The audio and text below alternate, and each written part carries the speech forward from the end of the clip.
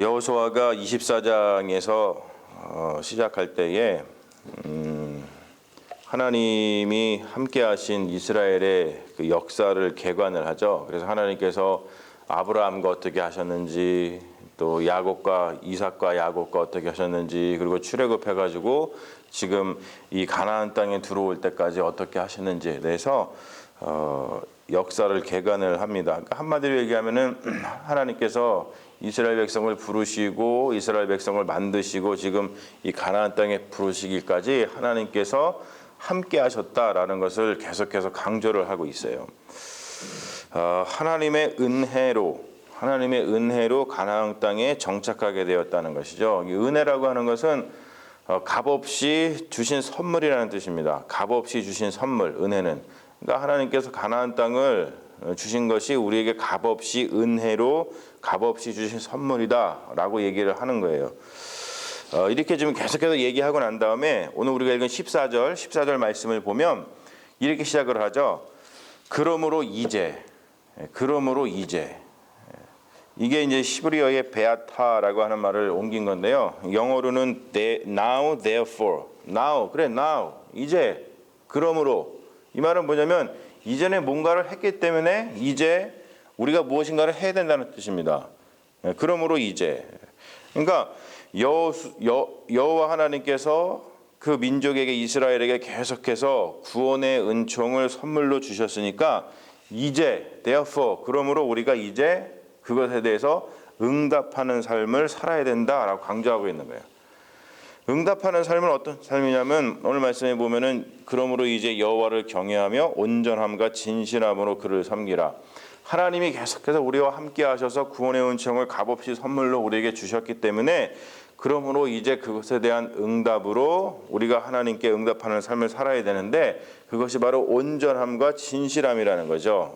온전함은 영어로다가 sincerity 그리고 진실함은 truth입니다.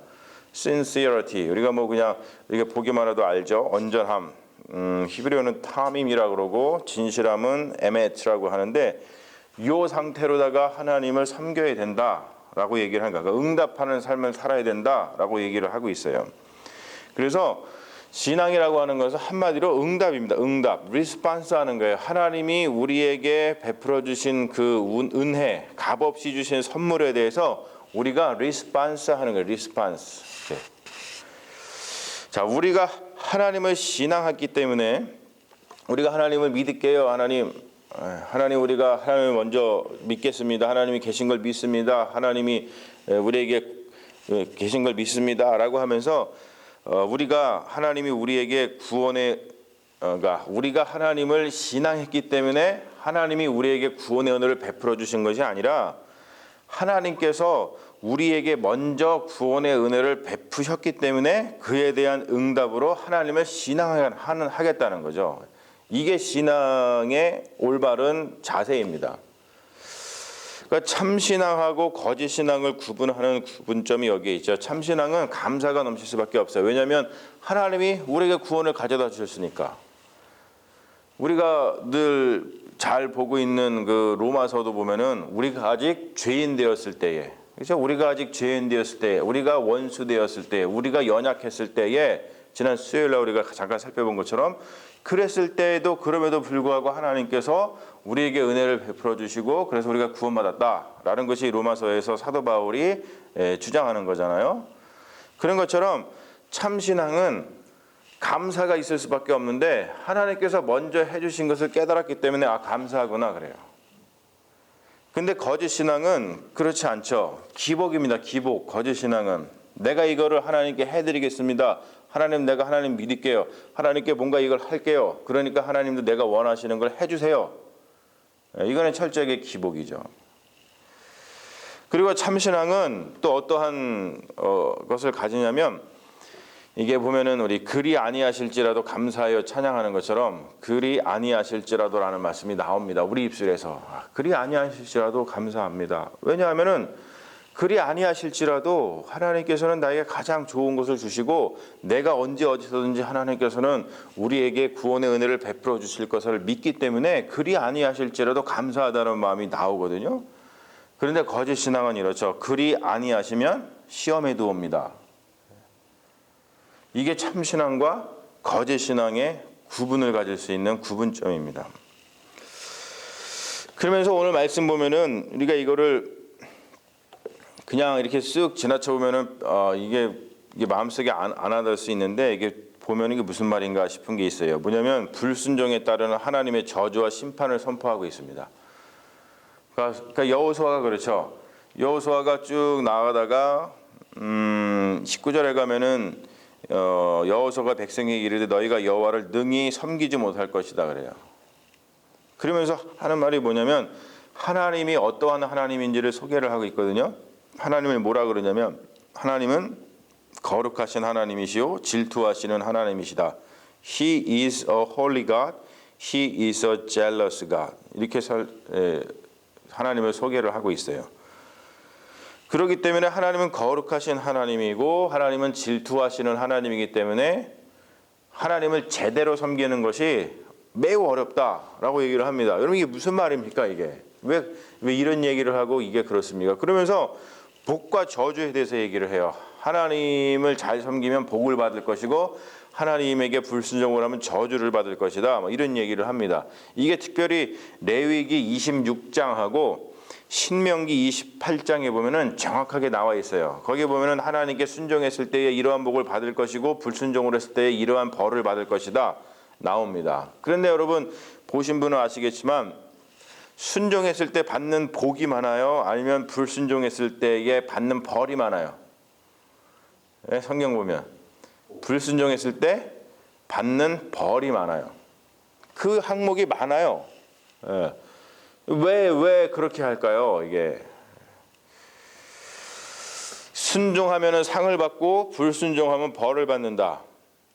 이건 보면은 이게 하나님이 우리를 위협하시는 건가? 하나님은 진짜 질투하시는 하나님이신가? 그러면서 괜히 쪼잔하신 분 아닌가? 이렇게 생각을 할 수가 있습니다. 근데 이거는 구약의 개념에서 봐야 돼요. 구약. 왜 그런지. 왜 그러냐면 이게 시내산 계약 때문에 그렇습니다. 이스라엘 공동체는 언약 공동체예요. 언약. 여러분 법 공동체입니다. 그러니까 우리가 쉽게 얘기해가지고 법을 잘 지키면은 상을 받지만 법을 어기면 그 법을 어긴 것에 대한 벌을 받잖아요. 그래서 이스라엘 공동체에게는 계속해서 이 말씀이 나오는 거예요. 우리가 하나님과 시내산에서 맺은 그 언약을 기억해라. 이스라엘은 그냥 공동체가 아니라 하나님과 맺은 언약 공동체, 계약 공동체라는 것이죠. 그 틀에서 이해해야지만 하나님께서 말씀에 순종하면 복을 주시고 말씀에 불순종하면은 벌을 주신다라고 하는 그 문구가 우리에게 이해가 되는 것이지, 그거를 빼버리고서는 그냥 하나님은 순종하면 우리가 상을 받고 불순종하면 벌을 준다 이렇게 하면 하나님이 굉장히 단순한 하나님으로 우리에게 다가오거든요. 신앙은 응답이라는 것을 우리가 잘 알고 있어야 됩니다. 신앙은 응답이다. 그 말은 뭐냐면 내가 신앙생활을 하고 있는데 나는 스토리를 가지고 있는 거야. 스토리. 지금 여호수아가 계속해서 뭘 얘기하냐면 스토리를 이야기하죠. 하나님이 어떻게 우리와 함께 하셨는가에 대한 스토리를 쭉 이야기를 합니다. 이야기를 하고 난 다음에 이제, now, 그러므로, now, therefore, 그러므로 우리가 하나님을 잘 섬겨야 된다 얘기를 나오는 거예요. 그렇죠? 그러니까 스토리가 있어요. 스토리가. 하나님이 나와 함께 하신 스토리, 하나님께서 값없이 은혜로 베풀어 주신 구원의 이야기를 내가 지니고 있는가. 찬송도 있잖아요. 이것이 나의 간증이요. 하나님을 섬기는데 하나님이 나에게 값없이 베풀어 주신 그 구원의 은총, 구원의 역사가 내 삶 가운데 있느냐 이거예요. 그래서 툭 건드리면은 그것이 줄줄줄 나올 수 있는 그런 구원의 스토리가 나한테 있느냐는 거예요. 그것이 있는 사람하고 그것이 없는 사람하고는 신앙생활을 하는 데 있어서 굉장한 차이를 보입니다. 하나님의 구원에 대한 응답일 때 우리의 신앙이 하나님의 구원에 대한 응답일 때 강력한 의미를 지닙니다. 강력한 신앙생활을 할 수가 있어요. 그럴 때 우리가 정말로 부름받아 낯선 이 몸 어디든지 가오리다. 이 찬양이 남의 찬양이 아니라 내 찬양이 될 수 있는 거예요. 하나님이 나한테 베풀어 주신 구원의 은혜가 나한테 있느냐는 거예요. 그 스토리가 나한테 있느냐. 여러분, 전도라고 하는 것은 바로 그런 걸 나누는 거죠. 신앙생활이라고 하는 것은 하나님이 우리에게 베풀어 주신 은혜를 우리가 서로 나누는 거예요. 교제라고 하는 것은 그런 거예요. 그럴 때에 하나님 안에서 네 안에 계신 하나님을 내가 본다. 너 안에 계신 하나님을 내가 본다. 그러면서 하나님 안에서 우리가 서로 세워져 가는 것이 그게 바로 교회 공동체인 줄로 믿습니다. 사랑하는 여러분, 지금도 살아서 역사하시는 그 하나님의 구원의 은혜를 여러분 충만히 누리시는 하나님의 백성이 되시기를 주님의 이름으로 축원합니다. 아멘. 우리 잠시 기도하겠습니다.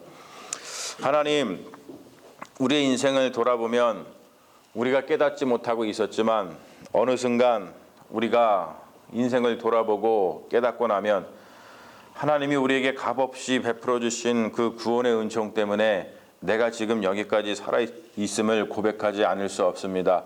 주님, 그러한 신앙의 스토리가 우리 삶 가운데 가득 차게 하여 주시옵소서. 날마다 숨쉬는 순간마다 하나님이 우리와 함께 하시고 하나님께서 우리에게 베풀어 주신 그 값없이 베풀어 주신 그 은혜로 살고 있음을 고백할 때에 바로 우리의 신앙이 주 앞에 나와서 응답하는 신앙으로서 하나님이 원하시는 그 놀라운 믿음의 경륜을 갖게 될 줄로 믿습니다.